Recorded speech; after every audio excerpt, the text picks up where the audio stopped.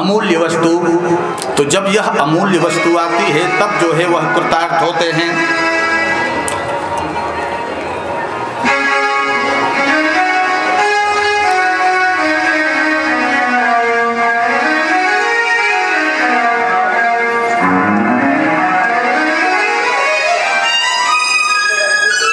तो महाराज कहते हैं कि वहां से पुनः ये वापस होते हैं और वापस आए तो कहाँ पहुंचे?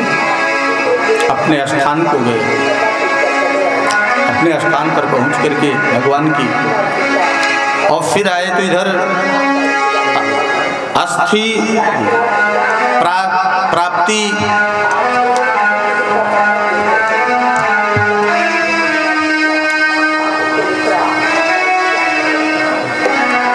ये जरासंध के यहाँ चली जाती हैं। जरासंध भी बदला लेने के लिए भगवान से उत्सुक हो जाता है कि अब मुझे भगवान से बदला लेना है। अस्थि प्राप्तिश्च कंसस्य महिष्यो भरतर्षभः मृते भर्तृर्दुःखार्थे ईयतु सह पितुर्गयान्। कहते हैं कि अस्थि प्राप्ति जा करके और पिता को संदेश देती है कि हमारे पति को मार दिया है कृष्ण ने। इसलिए जरासंध जो है क्रोधित हो करके और क्रोधाग्नि में जलता हुआ बदला लेने के लिए तत्पर हो जाता है। अब भगवान आगे पुनः बढ़ते हैं तो क्या कहते हैं, अब थोड़ा सा प्रसंग आता है कि भगवान जो है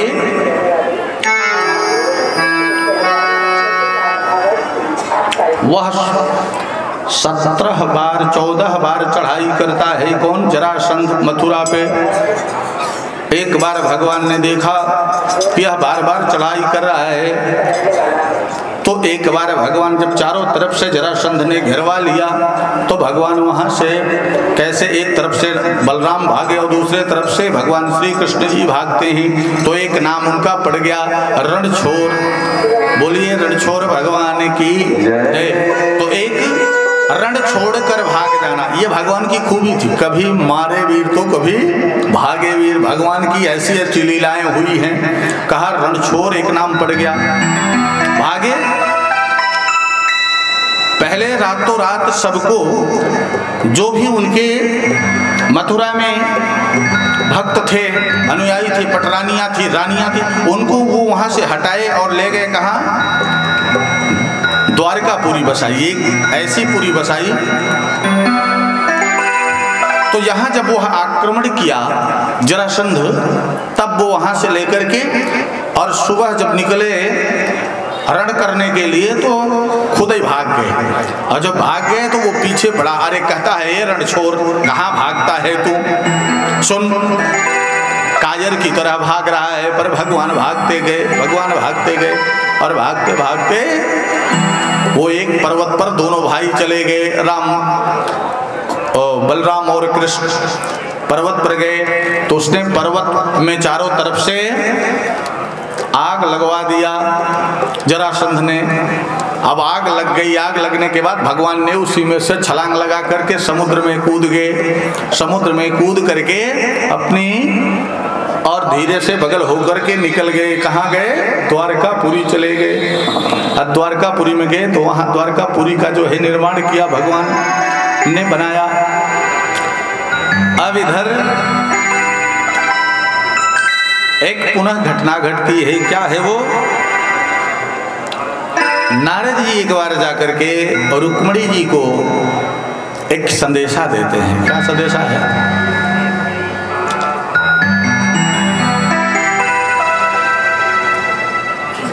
कि जैसे गुण तुम्हारे अंदर हैं वैसे गुण देखो। कहा विवाह कैसे होता है? अब थोड़ा सा यहाँ बात आती है। कहा जो गुण तुम्हारे अंदर हैं वो एक गुण जो है तुम्हारे लायक एक सुंदर वर है। कहा वो कौन है? रुक्मिणी जी से नारद जी बता रहे हैं। कहा वो कौन है? कहा वो द्वारिकाधीश है। कहा बड़े प्रतापी, बड़े धर्मात्मा, बड़े ही प्रतापी हैं, बड़े ही धर्मात्मा हैं। और दुष्टों का संहार करने वाले हैं, बड़े बलवान हैं, बहुत ही सुंदर हैं, सबके मन को हरण करने वाले हैं। योगी लोग उन्हीं का ध्यान करते हैं। तो अगर तुम्हारा विवाह उनके साथ हो जाए तो कहा देखो प्रेम दो तरह से होता है। प्रेम कैसे होता है? दो तरह से होता है। या तो किसी की बड़ाई सुनकर भी प्रेम हो जाता है, या आंखों से देखने पर प्रेम हो जाता है। तो कहा महाराज रुक्मिणी जी को प्रेम हो गया क्या? नारद जी के बताने पर। और प्रेम अब रुक्मिणी जी ने अपना तन मन धन सब न्योछावर कर दिया। किसको? भगवान को, द्वारकाधीश को। कह रही हैं कि विवाह करूंगी तो उन्हीं से करूंगी, और नहीं करूंगी तो कुंवारी ही मर जाऊंगी। जैसे संकल्प किसका था? हिमालय पुत्री पार्वती जी का संकल्प होता है कि जो घर बर को हम ऐसा बेच करके करेंगे। अरे जब तुम बेचने की बात आई तभी तुम फेल हो गए। तो कह रहे हैं कि जब बराबरी का हो, अगर लड़की भी उस योग्य हो तब तो आप वहां कीजिए, और नहीं तो दोनों में पटेगा नहीं, बाद में छूट जाएगा। और अगर उसके प्रारब्ध में दुख ही लिखा है तो दुख ही होगा। कुछ तो भगवान को मान करके करो। अरे पुराने समय में आप देखो कि कहां कहां पहुंच गई हो, कैसे कैसे घर में पहुंच गई हो। लेकिन सबकी इच्छा यही है कि मैं नौकरी वाले के साथ विवाह करूं अपनी बिटिया का। ये बिल्कुल गलत व्यवहार है। जिस लायक जो है तो बाकी सब क्या करेंगे? क्या नौकरी वाले इतने मिल जाएंगे क्या जितनी संसार की बेटियां हैं? नहीं मिलेंगे। तो इसलिए कहते हैं, जैसे पार्वती जी ने कह दिया अगर मिलेंगे तो भगवान शिव ही मिलेंगे, नहीं तो हम कुमारी ही रहेंगे। तो कह रहे हैं कि देखो रुक्मिणी जी ने भी यही चीज रखा। कहा कि देखो अगर मिलना है, विवाह करना है तो मैं उनसे करूंगी, अन्यथा विवाह नहीं करूंगी। ऐसे ही रह करके हम मृत्यु को प्राप्त हो जाएंगे। ये कौन सा नगर है? कुंडिनपुर। यहाँ के राजा भीष्मक हैं, पर राजकुमार सबसे बड़ा कौन है? कहा रुक्मी है बड़ा। ये 4 भाई हैं, एक कन्या है रुक्मिणी जी, 5 हैं सब। अब सभी लोग जो है पर, और 4 तो रुक्मिणी के साथ हैं, पर जो रुक्मी है वह भगवान द्वारकाधीश से द्वेष करता है, इसलिए कि जरासंध का मित्र है। इसलिए वो कहता है नहीं, मेरी बहन का विवाह होगा तो जरासंध से होगा, किसी और से नहीं हो सकता है।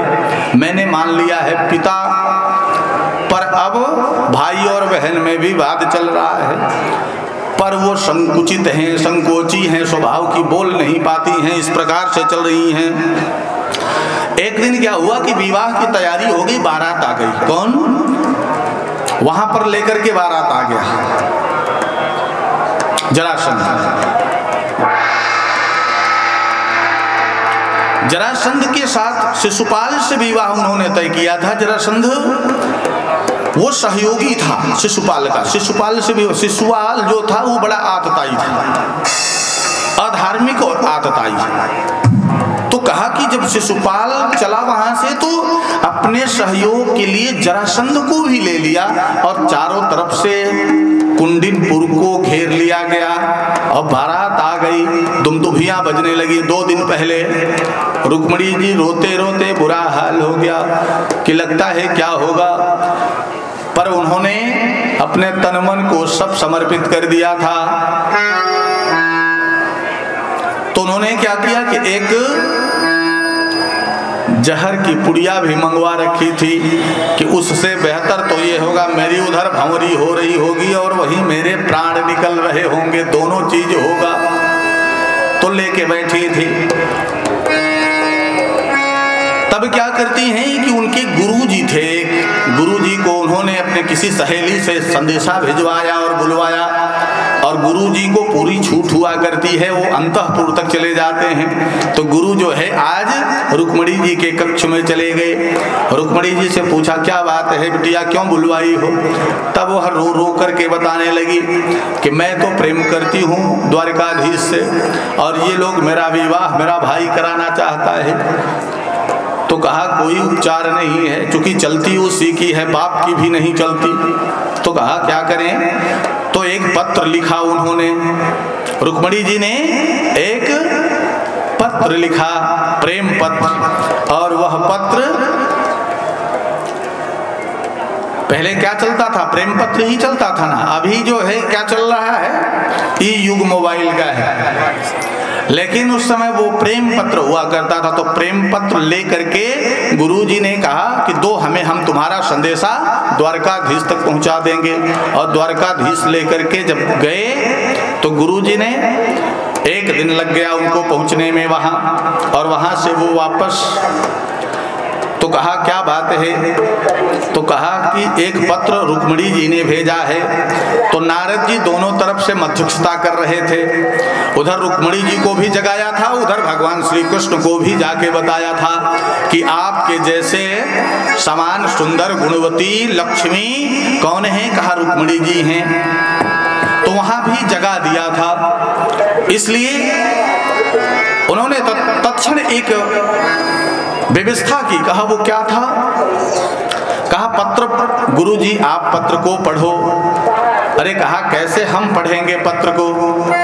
अरे आप पता नहीं क्या बिटिया लिखी होगी, हमें नहीं पढ़ना है, आप पढ़ लीजिए। पर भगवान ने जिद कर दिया, कहा आप ही पढ़ोगे, नहीं तो हम नहीं पढ़ेंगे।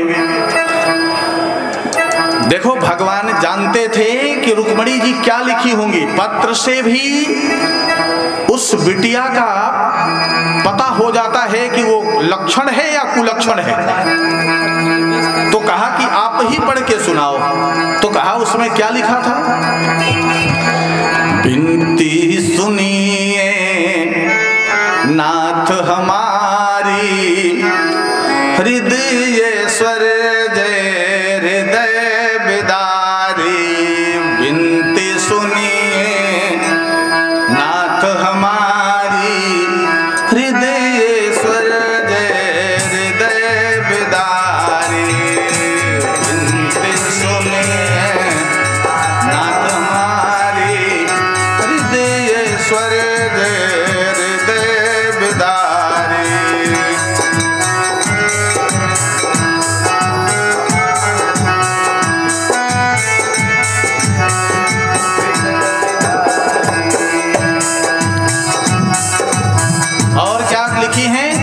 सतत प्रतीक्षा अपलक लोचन है भव बाधा विपत्ति विलोचन।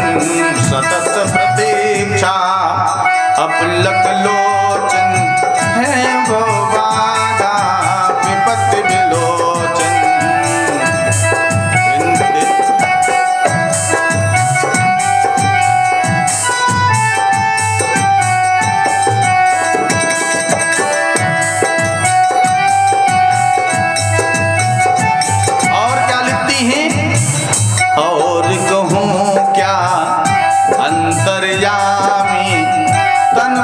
प्राणों के हैं स्वामी, और कहूँ क्या अंतर्यामी, तन मन प्राणों के हैं स्वामी।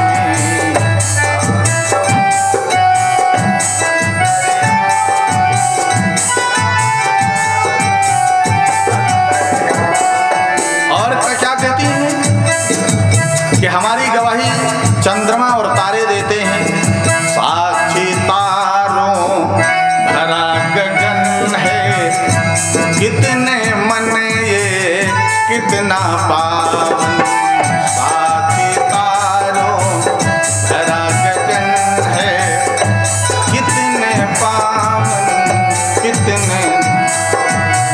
और कहूँ क्या अंतर्यामी, तन मन प्राणों के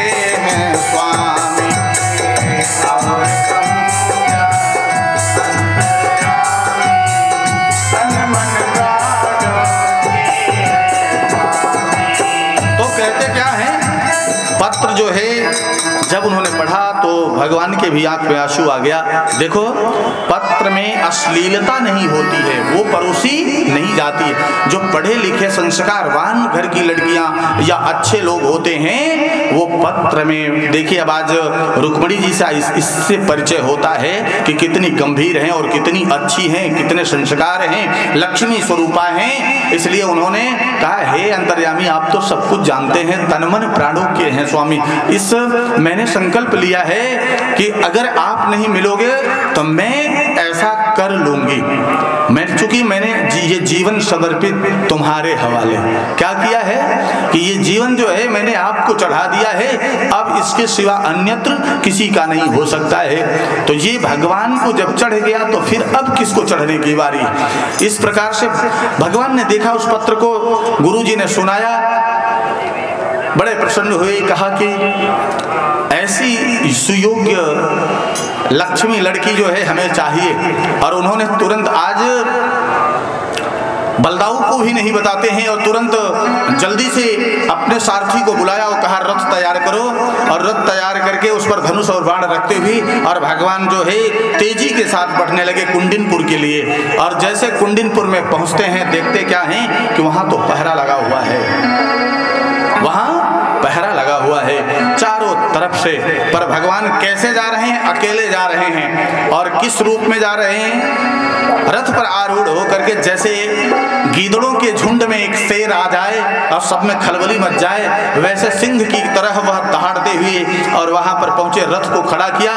उसी ठीक टाइम पर इशारा कर दिया था गुरुजी को कि आप जाकर के ठीक उसी समय पर पूजन करवाने, गौरी पूजन करवाने निकलेंगे तो मैं वहीं पर मुलाकात हमारी हो जाएगी। और जैसे गुरुजी जब वहां पहुंचते हैं अंतःपुर में, और बता दिया, मुस्कुरा करके इशारा कर दिया कि तुम पूजन करने जाओ गौरी पूजन के लिए और तुम्हारी मनोकामना अवश्य पूरी होगी। और इतना कहते हुए वो वहां से आगे बढ़ते हैं। ठीक उसी समय पर भगवान श्री श्याम सुंदर जी पहुंचते हैं और पूजन करके लौट रही हैं कि उनकी कलाई पकड़ करके और सीधे रथ पर अपने बैठा लिए, रथ पर ले गए बैठा करके। अब उसके बाद रुक्मी से लेकर के सारे राजा थुरथुराए, लेकिन भगवान ने अपने सुदर्शन को निकाला और कहा कि मैं इतना संहार कर दूंगा, अगर कोई बोलता है तो सब पीछे हट गए, कोई भी राजा फिर अब आने के लिए तैयार नहीं हुआ। पर रुक्मी जो था वह पीछा किया भगवान का, भगवान वहां से जाने लगे लेकर के, तो रुक्मी पीछा किया। भगवान ने रथ को एक स्थान पर रोक करके और रुक्मी को बंधक बना लिया और पीछे बांध दिया और कहा चलो साले साहब, अब वहां पर आप लावा पर छोगे। और रुक्मिणी को लेकर के चलने लगे।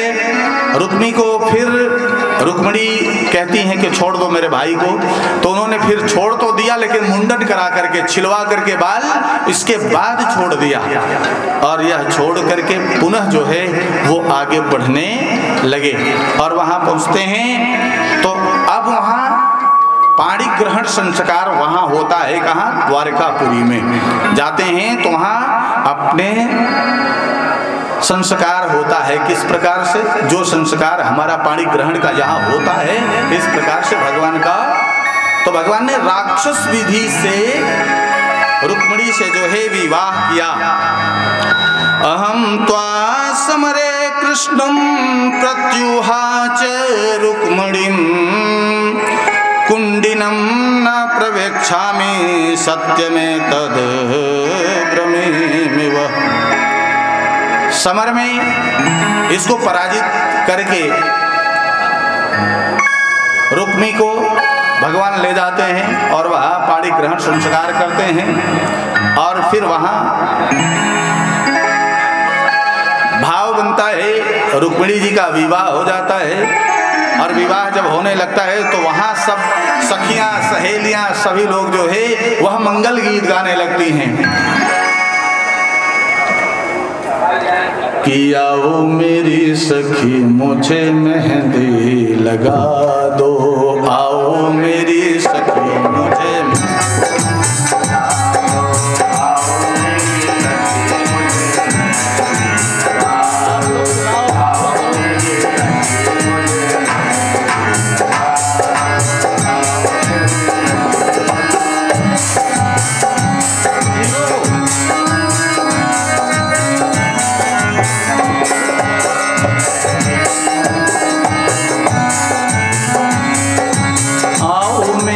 सखियों मुझे मेहंदी लगा दो, आओ मेरी मेहंदी लगा के मुझको सजा दो, मेहंदी मुझे श्याम सुंदर के दुल्हन बना दो, मुझे श्याम सुंदर के मुझे श्याम सुंदर के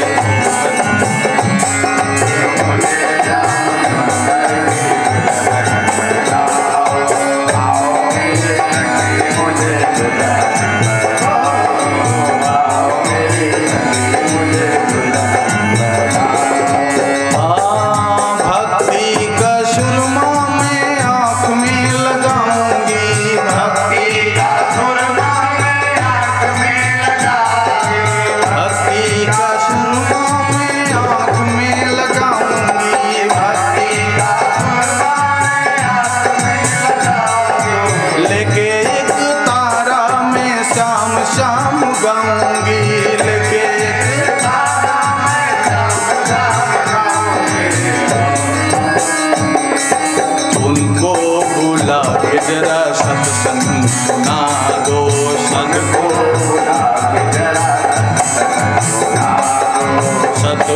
बोला के जरा सत्संग सुना दो, सतगुरु बोला के जरा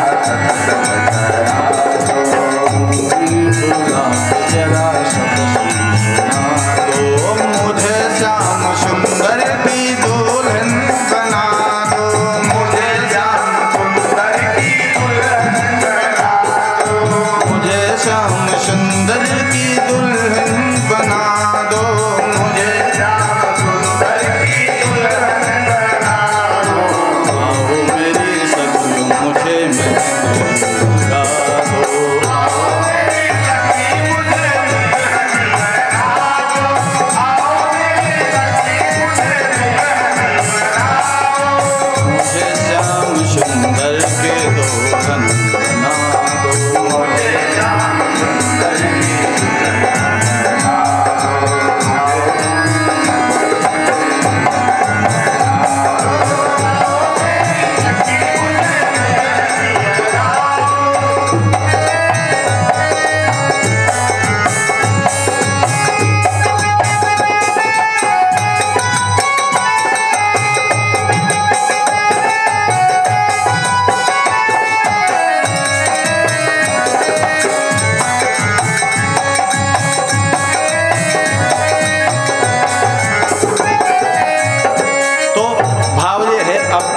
भजन ज़्यादा नहीं हो पाएंगे इसलिए कि समय हो रहा है। तो इस प्रकार से रुक्मिणी जी का वहाँ विवाह होता है। आगे की कथा जो है वह पुनः कल होगी, कल कथा का अंतिम दिवस होगा। और अब आप लोग संकीर्तन करते हुए और कथा को पुनः विराम देते हैं। इनका विवाह हो गया और कल 7 पटरानियों का और विवाह होगा, फिर 16,000 का विवाह होगा और इसके बाद भगवान से पुनः अंतिम कथा कृष्ण और सुदामा की होगी और इस कथा को बोलते हुए कल विराम होगा। और परसों जो है भंडारा रहेगा, आप सभी लोग सादर आमंत्रित रहेंगे कथा में। गोविंद मेरो है, गोपाल मेरो है, गोविंद मेरो है, गोपाल मेरो है, वो राधा रमण नंद लाल मेरो है, वो तो राधा मेरो है, गोपाल मेरो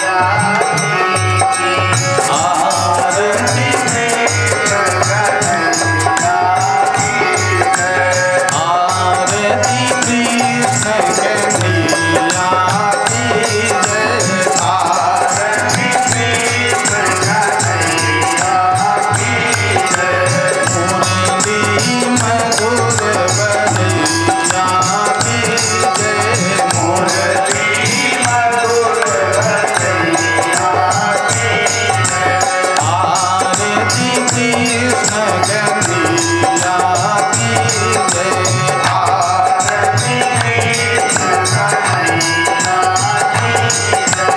देवकी सुत यशोदा के नंदन देवकी सुत यशोदा देवकी सुत यशोदा के नंदन देवकी सुत यशोदा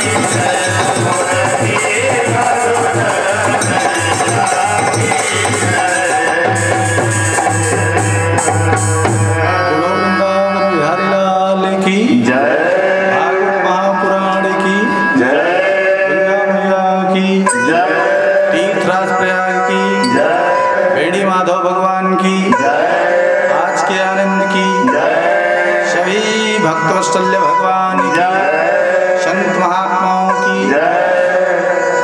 बोलिए गुरुदेव भगवान की।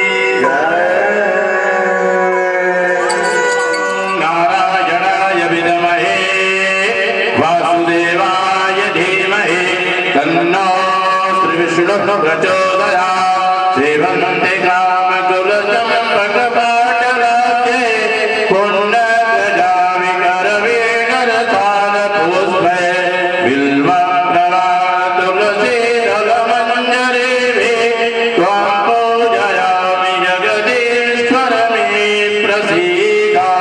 नानासुगन्धपुष्पाणि यथा कालोत्थमानि च पुष्पाञ्जलिर्मया दत्तं विहारः परमेश्वरी मन्त्रपुष्पाञ्जलिं समर्पयामि।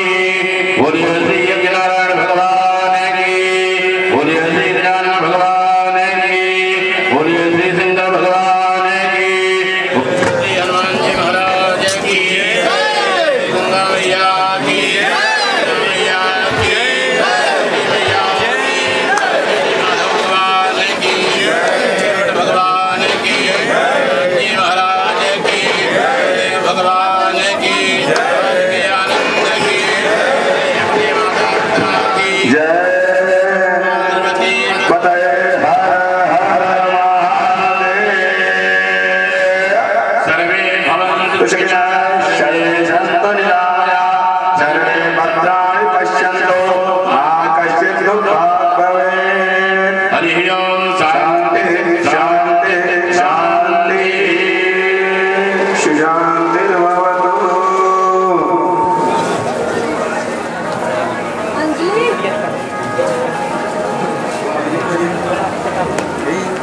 सबके